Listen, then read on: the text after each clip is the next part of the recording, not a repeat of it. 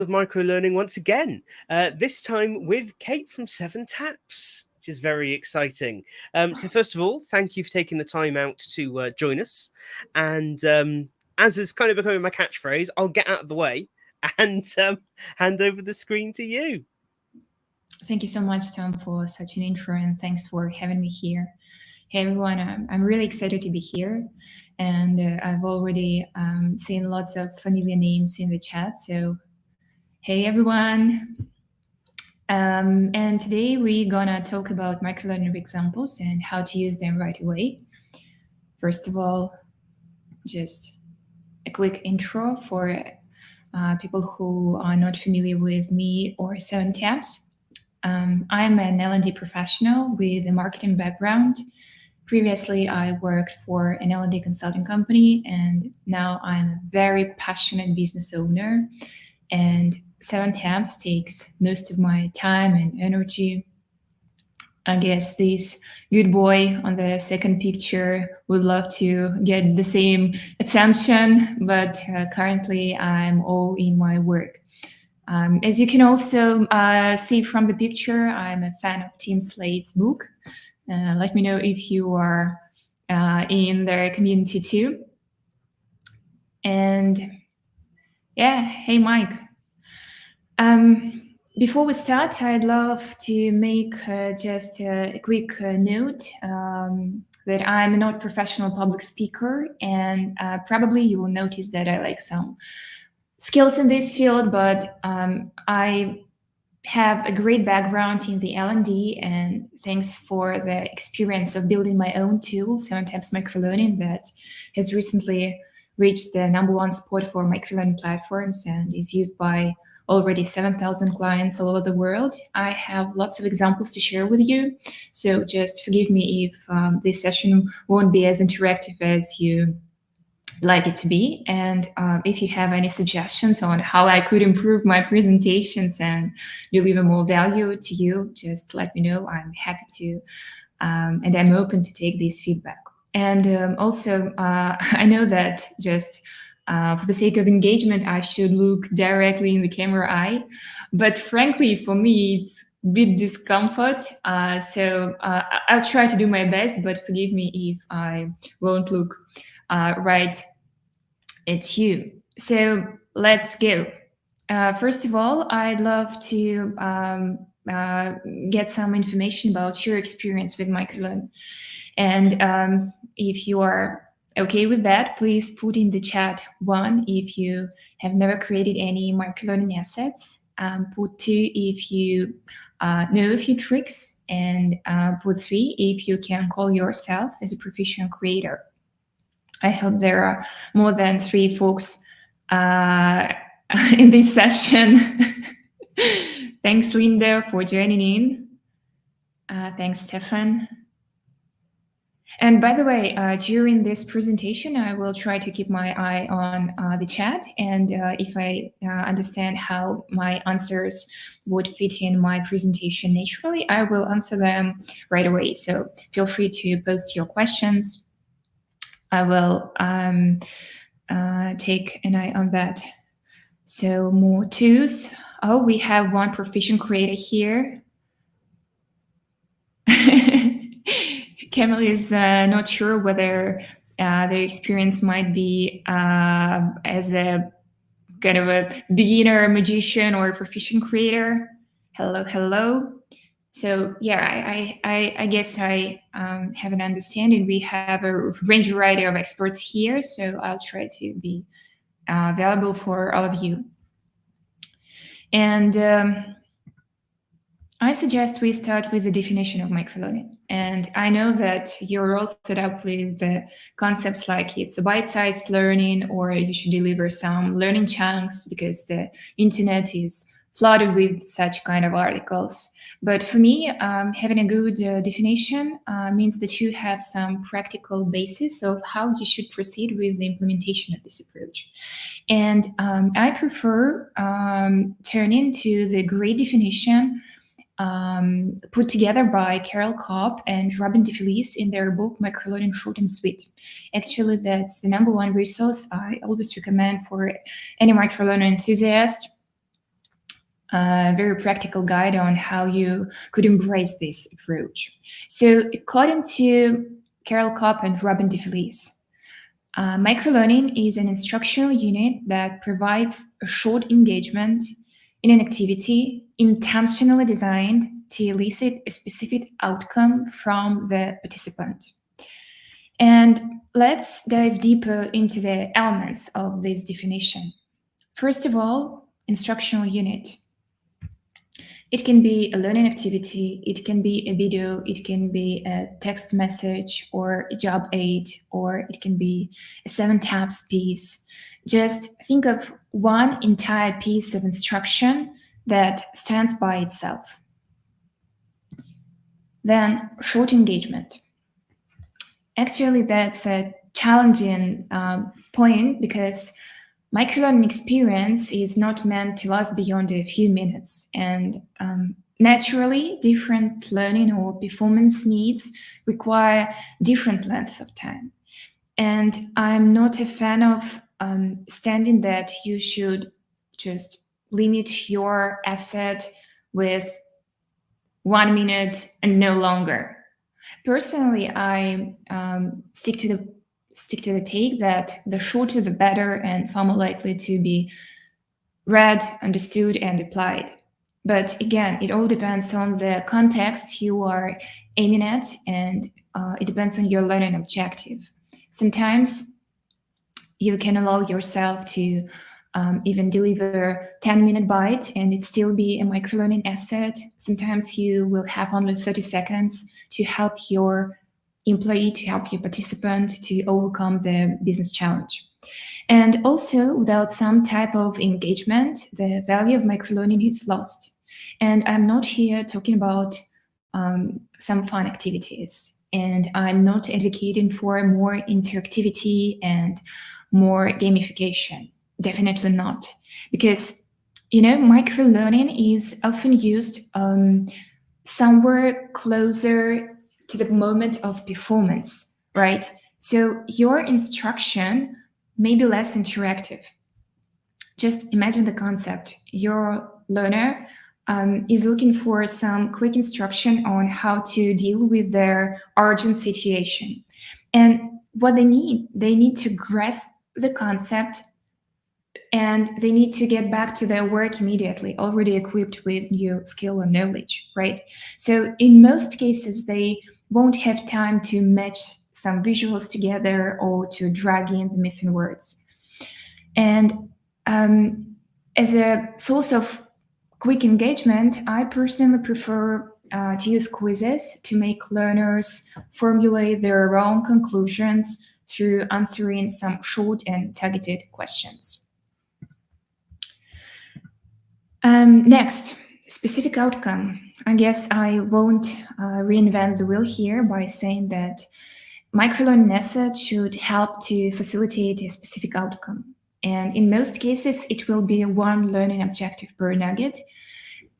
Sometimes there are situations that there could be 2 objectives. For example, you deliver some byte on a new product feature, and within the same byte, you train your salespeople on how to talk about this feature with clients. And again, we see here is an objective just to create an awareness of this new feature, and you put some very simple skill inside about presenting this feature to clients. But it's better to think of one learning objective always. Further, we'll be talking about microlearning use cases, and we'll take a closer look at this point. Then let's proceed. Intentional design. And one of the worst microlearning examples I stumbled upon was when a company tried to squeeze in an hour-long conventional course into a series of 5-minute chunks. And why this is a disaster? When you do this, the outcomes of your 1-hour course are still in place, right? And a true microlearning piece have only one outcome per nugget. And what I'm leading to here is that the process of designing microlearning must be intentional. Otherwise, the desired outcome simply may not be achieved. Then specific participant. Calling this person a participant, I don't mean just demographics or people experience. I mean also the context this person is, right? For example, think of what circumstances surround your learner when they will turn to this particular piece of content. It's absolutely crucial for microlearning to be aware of this context, because only understanding the context, you might deliver something really practicable, something that can be consumed, and something your learner can benefit from. Thus, we are moving to the next part of my presentation. And first of all, microlearning should be applied reasonably. It's definitely not a magic bullet, and it should be a part of your learning strategy.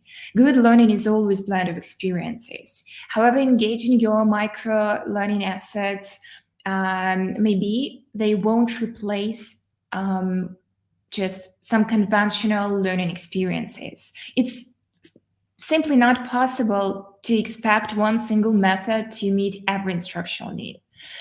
And here's a bad example I faced several times when there is a kind of a microlearning enthusiast in the company, and they drive the deployment, the implementation of the microlearning approach. And usually this person is very passionate about microlearning, and gradually they convert all existing learning assets into micro ones. And the strategy is definitely not a smart one. Microlearning also is not a magic bullet for retention all by itself. But when you deliver some spaced microlearning assets and use them to reinforce a training session, it's a smart choice. Then here on the slide, you can see microlearning use cases depending on their learning objective. I intentionally put here that they are powered by 7 tabs. This is the data I get from 7 tabs clients, and I know for sure from experience that these scenarios are perfect for microlearning. Companies really benefit from them. And further, we'll just dive deeper into some of the use cases. I'll share some good and bad examples so you can make your own conclusions on that. First of all, using microlearning to reinforce an event. That's actually a pretty simple and common scenario for microlearning. And you can enhance your existing training, you can enhance your webinar, or you can even enhance your instructor-led experience or facilitation session with some follow-ups and reminders. Or you can create some warm-ups to prepare your learners before a training session. It actually works great when there's a variety of knowledge levels among your participants. Or you can always refresh some knowledge that were delivered previously by delivering a 5-minute extract. And I guess there is no need for me just to explain to you that learners need to be convinced, they need to be instantly reminded to use their new skills and knowledge, right? So in most cases, this use case doesn't provide any difficulties for learning leaders. And I have only one bad example to share with you here from my personal experience. Once I participated in a day-long workshop, and after it, the organizers shared with me the follow-up.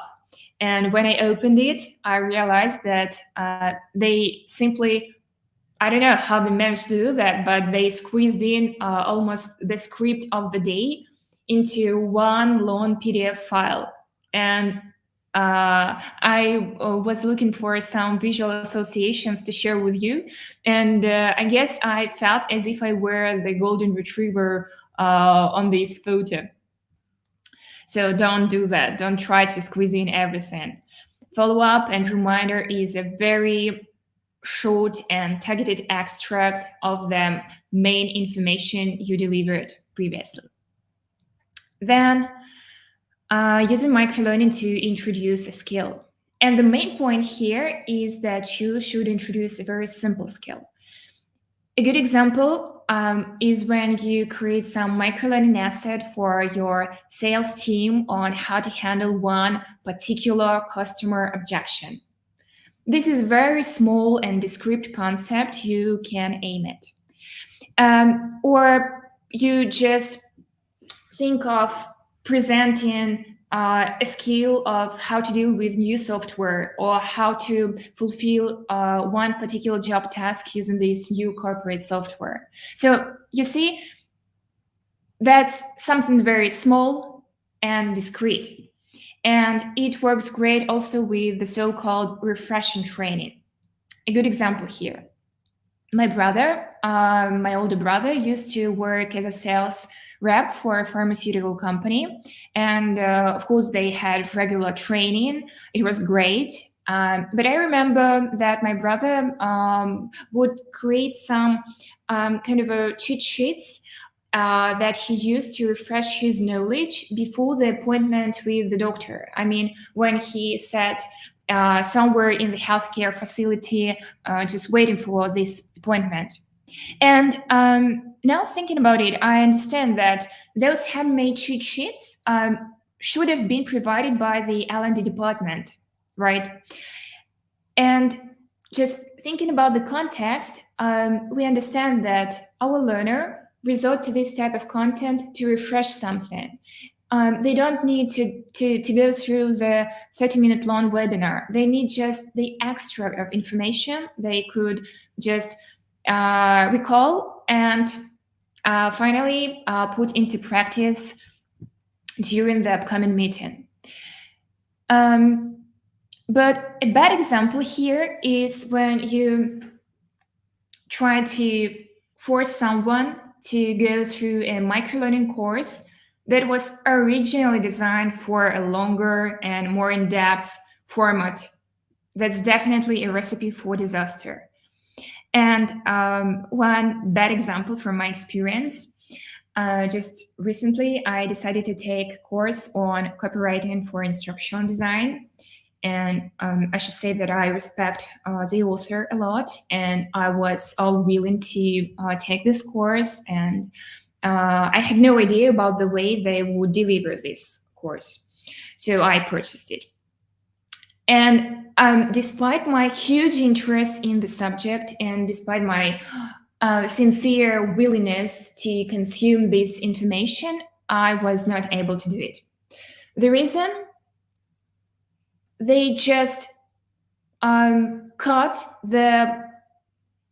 it seems to me, they just cut kind of a 1 hour long video course into, I don't know, perhaps 20 short video nuggets. And for me, it was like that experience was torn into pieces. Between those video nuggets, there were some quizzes and very primitive interactions that actually annoyed me. And I was like, oh my gosh, I got so annoyed with it just on minute 10, I guess. So when looking for the visual that would kind of remind you of this bad example, I thought of this dollar picture, because 2 halves still equal $1. And actually you can exchange for the new bill now, right? But it doesn't feel right. So make sure that the concept you want to deliver can be realistically broken into some standalone pieces. Now let's proceed. Performance support. or using microlearning to support a job task. I'd say, first of all, that this case is when microlearning shows all its beauty. It's enabling. What you do here, you just use microlearning assets to help your participant to do the job itself, right at the moment of need. And speaking about the moment of need,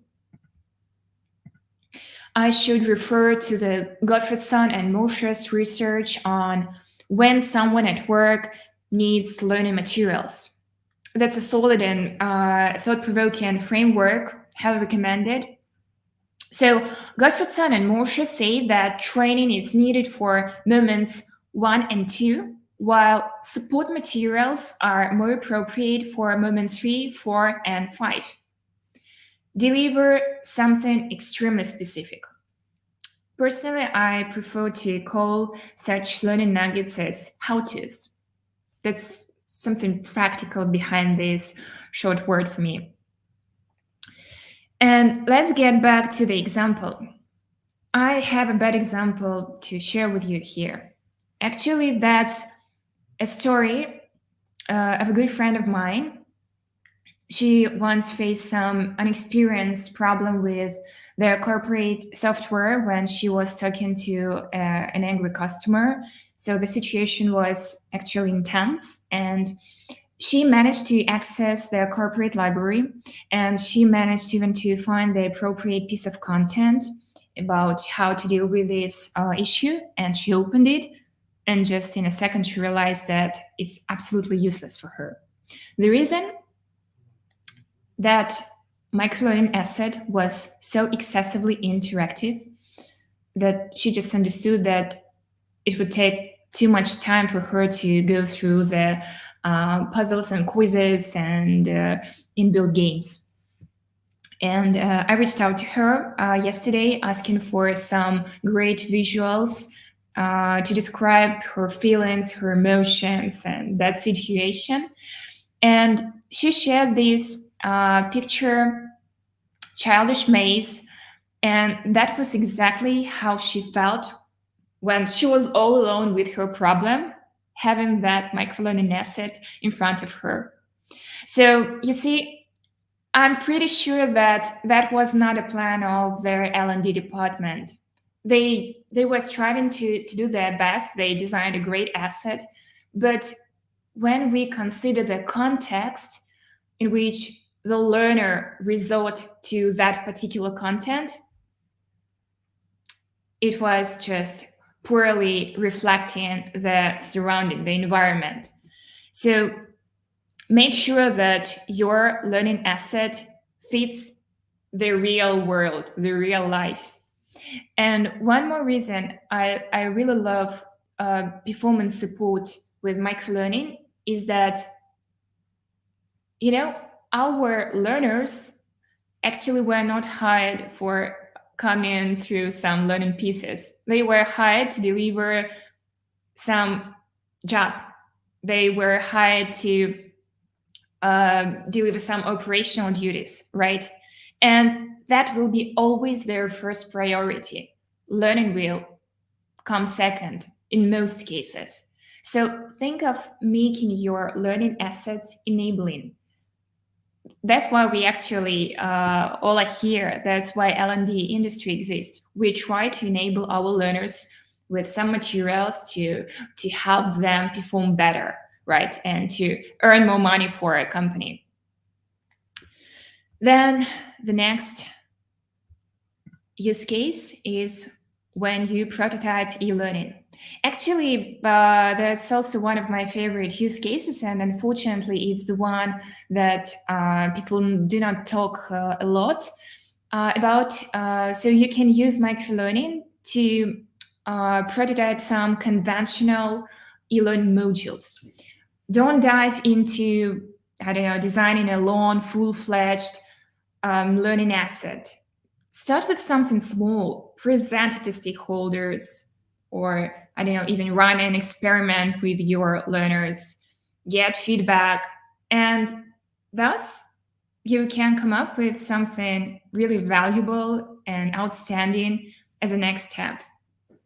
Micro assets definitely serve you well here.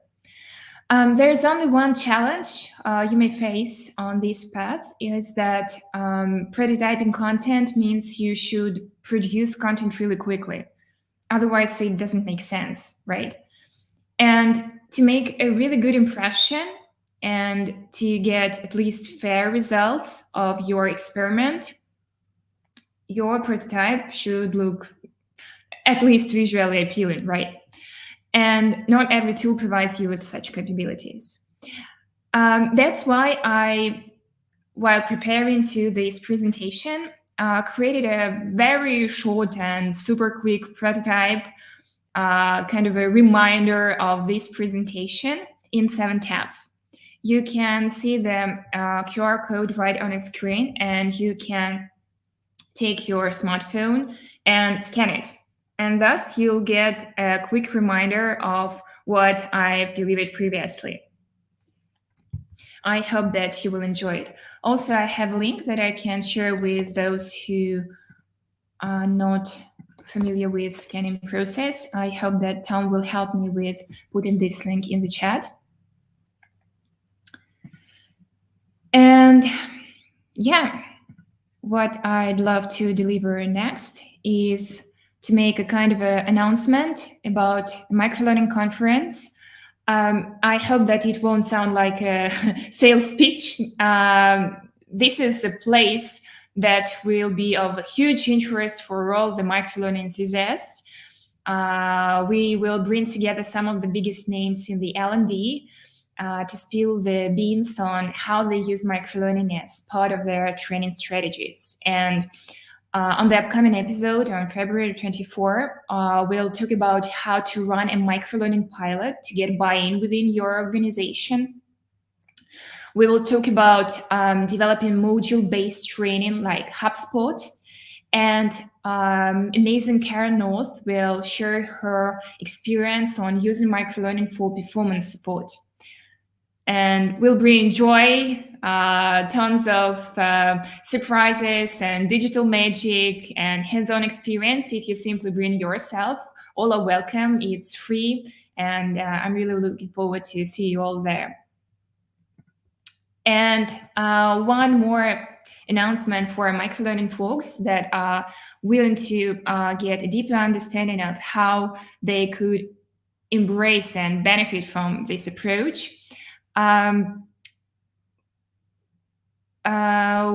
Currently, my company and I personally are running a ticket giveaway for a 3-week research-based microlearning course led by amazing microlearning professional Robin DeFelice.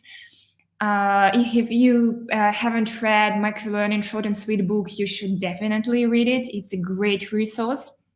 And all you should do just to get a free ticket is to create a short 7 tabs, just no more than 3 cards, about why you'd love to participate in this training.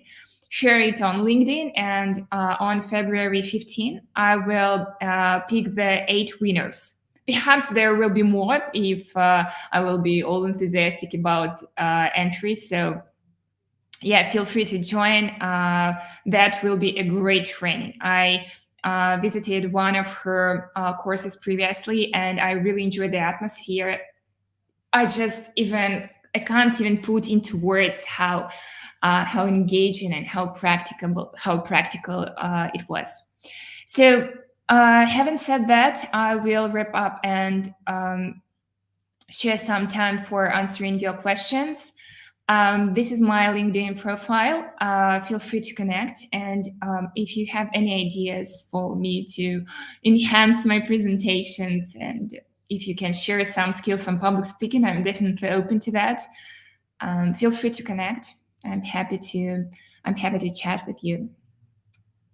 That's all, Tom.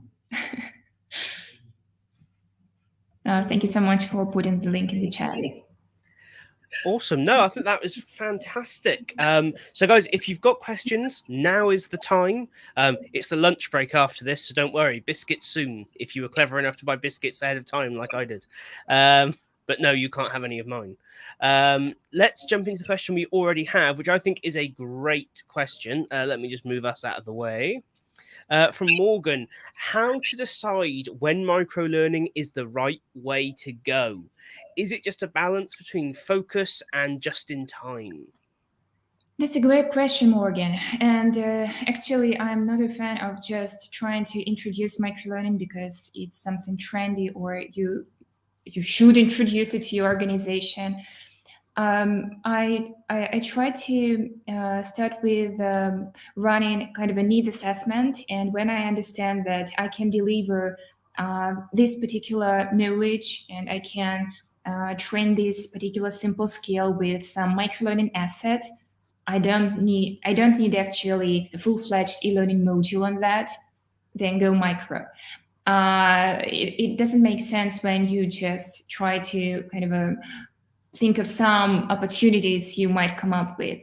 When I talk to our clients, in most cases, they all start with some learning re-enhancement, and thus they gradually see how microlearning work, and they see how their learners response to this kind of training reinforcement, and thus learning leaders find new opportunities to run this approach, right? So start with just some warm-ups, follow-ups, reminders, or try to deliver some quick updates on new information, just putting some practical value inside. And I guess you will simply have a bigger picture of the microlearning opportunities in your organization. Awesome answer. I think that was fantastic. Just checking the comments. I mean, the perception seems to be that everyone was very impressed with your presentation. So I think you did a fantastic job. Let's have a look. Oh, here we go. This was going to be my question. So what was your inspiration, trigger, or light bulb moment that you decided I need to create 7 taps? That's a fantastic question. Thank you so much for bringing that. Actually, I'm a huge fan of simple yet powerful products, and I saw how our clients, when I was in the e-learning consulting company, I saw how our clients struggled with complicated e-learning platforms, and having a marketing background and having lots of great simple products on my tool set, I was always thinking like, oh, our L&D industry should be just like, leading when we use great products, because we deliver some knowledge. We should be first of all, and well, we have our clumsy products that take time, efforts, and nerves, and they most provide you with really high barriers to start creating something at least basic. So I was thinking about some very rapid and effortless and fun authoring tool that would be engaging for all the parties involved. I mean, creators and learners. And once I had an idea of why people are so obsessed with stories. Actually, there's a great background behind that, because story is a nice way to put some information, to deliver it quickly, and you don't need to explain people how to interact with such content. We're all familiar with this kind of content. And as for the creators, they don't need to kind of pass any onboarding or to watch, I don't know, 3-hour-long courses on how to start using the tool. They don't need any technical background. And as for learners, they don't even perceive this kind of content as learning event. Some of the most exciting feedback I got from learners was that when they already completed the course, it was like, and when will the learning begin? So they had no idea that they were learning. It was so native, organic, and natural for them. So they mainly had some great experience and fun. So that's all about I wanted to deliver with 7 taps. Fantastic, and I think it's mission accomplished on that front. It's a really fantastic tool. Great. So unless anyone has any very, very last minute questions or things they would like to say, I'm going to drop the link that you shared with me earlier that I didn't notice. My apologies. Into the into the chat there. You can go and check that out. But as I mentioned before, it is time for our break. That was lesson learned number 1 from last year's event. Do allow for lunch breaks. If not for you guys, then just for myself. So we're back at 2:45 UK time, so just over an hour, where we'll be looking at consultative frameworks. We've also got machine learning translation and building leadership and development frameworks this afternoon. So loads more exciting stuff. Do make use of the networking areas and the sessions. And of course, if you want to get in touch with any of our speakers, their details are there. And yes, there we are, the hashtag of the day from from Jonathan Rock there. Hashtag biscuits now. We made it to biscuit time, people. So again, thank you all very much, and we shall see you later today. Bye bye.